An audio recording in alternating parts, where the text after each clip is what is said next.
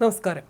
Kottayam government nursing കോളേജിലെ റാഗിങ്ങുമായി ബന്ധപ്പെട്ട ഞെട്ടിപ്പിക്കുന്ന കൂടുതൽ വിവരങ്ങൾ പുറത്ത്.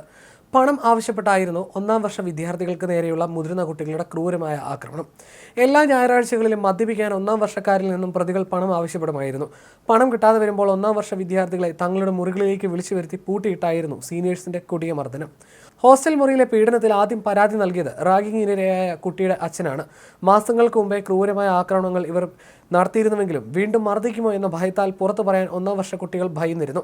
കഴിഞ്ഞ ഞായറാഴ്ച രാത്രി നടത്തിയ ആക്രമണത്തോടെയാണ് വിവരങ്ങൾ പുറത്തു വന്നത്. മദ്യപിക്കാൻ പണം നൽകാത്തതിനാൽ ഒരു കുട്ടിയെ തെരഞ്ഞുപിടിച്ച് ഇവർ ആക്രമിച്ചിരുന്നു.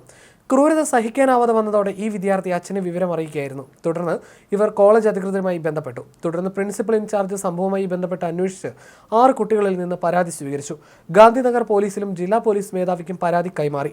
ഗാന്ധിനഗർ പോലീസ് സ്ഥലത്തെത്തി അന്വേഷണം നടത്തി പ്രതികളെ കസ്റ്റഡിയിലെടുക്കുകയായിരുന്നു.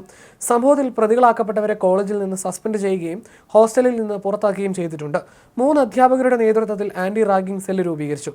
ഇതിനു മുമ്പ് ഇങ്ങനെയുള്ള പരാതികൾ ലഭിച്ചിട്ടില്ലെന്നും ഹോസ്റ്റലിലെ കുട്ടികൾക്ക് പൂർണ്ണ സംരക്ഷണം ഒരുക്കുമെന്നും പ്രിൻസിപ്പൽ ഇൻചാർജ് പറഞ്ഞു. റാഗ് ചെയ്ത വിദ്യാർത്ഥികൾ Kerala government student nurses association അംഗങ്ങളായിരുന്നു. KGSNA-യുടെ പ്രാഥമിക അംഗത്വത്തിൽ നിന്നും 5 വിദ്യാർത്ഥികളെയും 11 തന്നെ പുറത്താക്കിയിരുന്നു. റാഗിങ്ങിന് വിധേയരായ വിദ്യാർത്ഥികൾക്ക് നിയമപരമായും സംഘടനാപരമായും പൂർണ്ണ പിന്തുണ നൽകാനും KGSNA തീരുമാനിച്ചതായും സംസ്ഥാന പ്രസിഡന്റ് അശ്വതി അജയൻ അറിയിച്ചു. ക്രൂരമായ മർദ്ദനം അഴിച്ചുവിടുമ്പോഴും ശബ്ദം പുറത്തു പോകാതിരിക്കാൻ പ്രതികൾ പരമാവധി ശ്രദ്ധിച്ചിരുന്നു. ഹോസ്റ്റലിന്റെ 2 നില കെട്ടിടത്തിൽ താഴത്തെ നിലയിലാണ് സീനിയേഴ്സിന്റെ റൂം. നിലവിളിച്ചാൽ ശബ്ദം പുറത്തേക്ക് കേൾക്കാത്ത ഉള്ളിലേക്ക് ഒതുങ്ങിയ മുറിയിലാണ് ക്രൂരപീഡനം നടന്നത്. ശബ്ദം പുറത്തു കേൾക്കാതിരിക്കാൻ പ്രതികൾ സ്പീക്കറിൽ ഉച്ചത്തിൽ പാട്ട് വെച്ച ശേഷമായിരുന്നു കുട്ടികളെ മർദ്ദിച്ചിരുന്നത്. മിക്ക ദിവസങ്ങളിലും ഈ മുറികളിലും പാട്ടും ഡാൻസും ഒക്കെ സ്ഥിരമായിരുന്നു. അതുകൊണ്ട് ബഹളം കേട്ടാലും ആരും ഇവിടേക്ക് തിരിഞ്ഞു നോക്കിയിരുന്നില്ല. ഇത് മുതലാക്കിയായിരുന്നു പ്രതികൾ നിരന്തരം ആക്രമണം തുടർന്നതെന്നാണ് CPM പത്രമായ ദേശാഭിമാനിയുടെ വാർത്ത. അതായത് ഇവിടെ ഒരു ഇടിമുറി ഉണ്ടെന്ന് ദേശാഭിമാനിയും പറയാതെ പറയുകയാണ്. നവംബർ മുതൽ റാഗിംഗ് തുടരാൻ ഇവർക്ക് ധൈര്യം ലഭിച്ചതും ഇതെല്ലാം ആയിരുന്നുവെന്നാണ് പാർട്ടി പത്രം പറഞ്ഞു വെക്കുന്നത്. സംഘടനാ കരുത്തും ഇവർ ഗുണ്ടായിസം കാട്ടാൻ സമർത്ഥമായി ഉപയോഗിച്ചു എന്നതാണ് വസ്തുത. എന്നാൽ ഇവരുടെ രാഷ്ട്രീയം ദേശാഭിമാനി പറയുന്നതുമില്ല. CPM അനുകൂല സംഘടനയായ Kerala government students nurses association സംസ്ഥാന secretary Malappuram Wandoor Karimarappatta KP Rahul Raj, association അംഗങ്ങളായ മൂന്നിലവ് വാളകം കരയിൽ കീരിപ്ലാക്കൽ സാമുവൽ ജോൺസൺ, വയനാട് നടവയലിൽ Pulpally Njavalath NS Jeeva, Malappuram Manjeri Payyanad കച്ചേരിപ്പടിയിൽ C Rijiljith, Kozhithodu Madukka Nedungatt NV Vivek എന്നിവരെയാണ് പോലീസ് അറസ്റ്റ് ചെയ്തത്. കേരള ഗവൺമെന്റ് സ്റ്റുഡൻസ് നഴ്സസ് അസോസിയേഷനാണ് നഴ്സിംഗ് വിദ്യാഭ്യാസ മേഖലയിലെ CPM സംഘടന. അതുകൊണ്ട് തന്നെ SFI ഈ മേഖലയിൽ യൂണിറ്റുകൾ തുറക്കാറില്ല.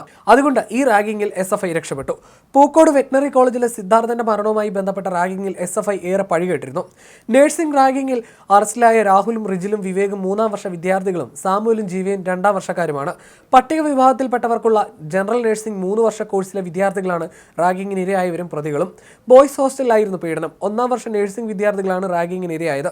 കഴിഞ്ഞ നവംബറിലാണ് റാഗിംഗ് ആരംഭിച്ചത്. മദ്യപിക്കാൻ ജൂനിയർ വിദ്യാർത്ഥികളോട് പണം ആവശ്യപ്പെടുക, നൽകാത്തവരെ ക്രൂരമായി മർദ്ദിക്കുക, സീനിയേഴ്സിനെ കാണുമ്പോൾ എഴുന്നേറ്റ് സല്യൂട്ട് അടിച്ചില്ലെങ്കിൽ അസഭ്യം പറയുകയും കട്ടിലിൽ കെട്ടിയിട്ട് മർദ്ദിക്കുകയും ചെയ്യുക തുടങ്ങിയവ പതിവായിരുന്നുവെന്ന് വിദ്യാർത്ഥികൾ മൊഴി നൽകി. നഗ്നരാക്കിയ ശേഷം സ്വകാര്യ ഭാഗങ്ങളിൽ ജിംനേഷ്യത്തിൽ ഉപയോഗിക്കുന്ന ഡമ്പൽ കെട്ടിത്തൂക്കുക, ശരീരത്തെ സൂചി ഉപയോഗിച്ച് മുറിവേൽപ്പിക്കുക, മുഖത്ത് തേക്കുന്ന ക്രീം വായിലൊഴിക്കുക തുടങ്ങിയ ക്രൂരതകളുടെ ദൃശ്യങ്ങൾ ഗാന്ധിനഗർ പോലീസിന് ലഭിച്ചു.